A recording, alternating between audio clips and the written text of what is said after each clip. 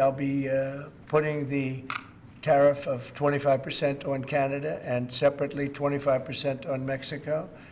And we will really have to do that because we have very big deficits with those countries. Those tariffs may or may not rise with time. I'm now in Washington, and I'm here to implement the plan that I've talked to you about many times, and I reiterated at the beginning of the week, which is essentially working on preventing tariffs, which is our main objective, and also working on our response. So in that context, I had two important meetings today. The first one being Kevin Cramer, who's a senator from North Dakota on the Republican side. And also I had a very good meeting as well with Marco Rubio, the new Secretary of State. In both cases, we talked about first our border plan and what we're doing to implement it. And we also talked, of course, about our trade relationship and how imposing tariffs would actually hurt Canadians and Americans on both sides of the border. And I also made clear that should tariffs be imposed, we would retaliate, and everything was on the table.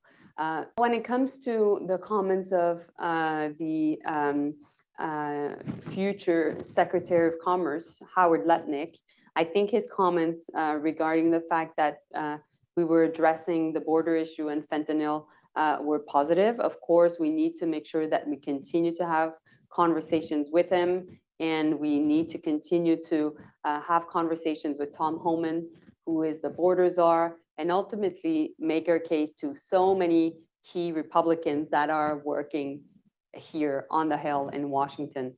Let me say it again. The one thing that we can do this week, in just the next couple of days, to have the best chance to avoid tariffs is to show clear and unequivocal action to secure the border. This should start with the appointment of a Canadian border czar to work with the new American border czar to jointly crack down hard on fentanyl and illegal migrants. Is this likely to end the threat of tariffs entirely? I don't think so. I think there'll be other things that we will need to work on, and we will do so. But I am convinced, after speaking with dozens of elected U.S. representatives, administration officials, and the president himself, that this is the most important first step. I feel like there may be a time, if the U.S. administration acts, that we would have that second conversation, but we're not there yet.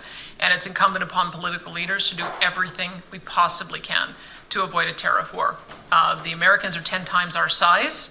I think we have seen with the skirmish with Colombia that the president is serious when he says what he wants and he doesn't get it.